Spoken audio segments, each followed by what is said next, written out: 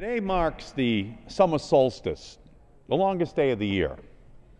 Instead of spending the daylight hours passing a clean transportation bill that will help shore up real jobs for Americans, the Congress will be spending the day repealing public health protections and giving away nearly all of our public lands to oil and gas companies in the culmination of the Republican majority's oil above all agenda.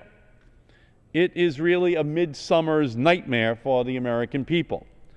But before we get to voting on the Republican oil package, we get to debate whether another Republican bill, whose sole premise is to prevent EPA from following the scientific evidence, should be included in the transportation bill.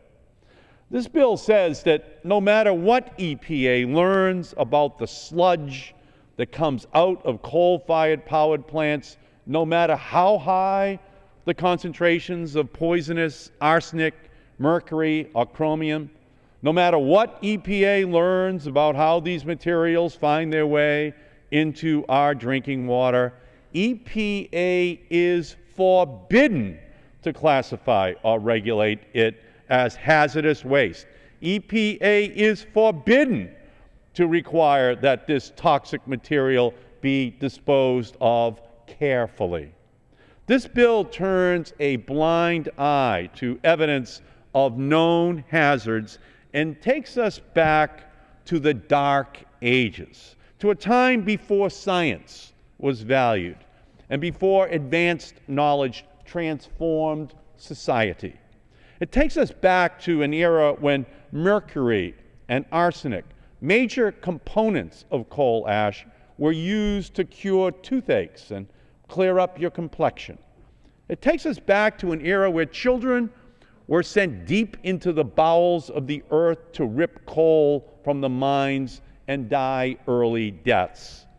Apparently, House Republicans not only wish to embrace the principal energy source of the 19th century, they also wish to return us to the 19th century principles about public health and the environment regarding arsenic and mercury and their danger to the citizens of our country.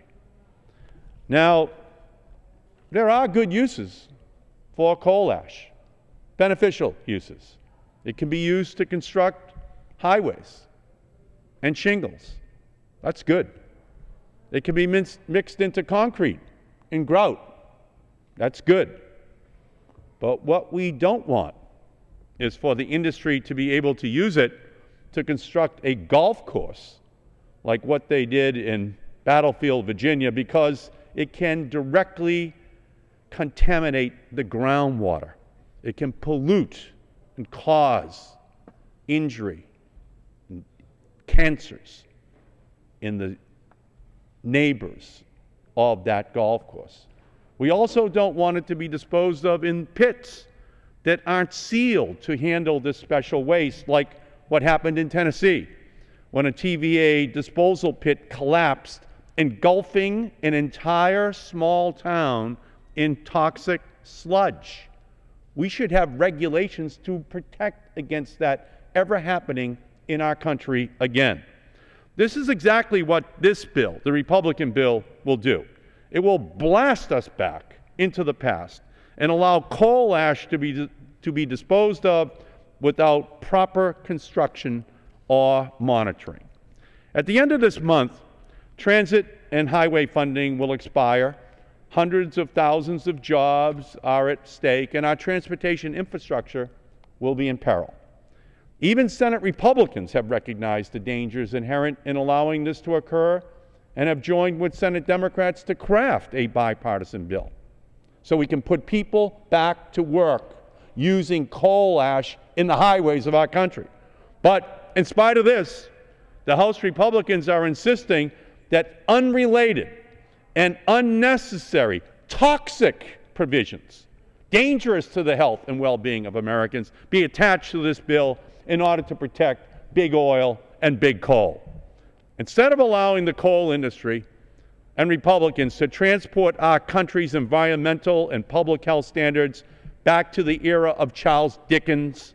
We should be holding them to higher expectations for the 21st century, for the public health and well-being of our people. I urge a no vote on this preposterous Gentleman's time has Republican expired. initiative.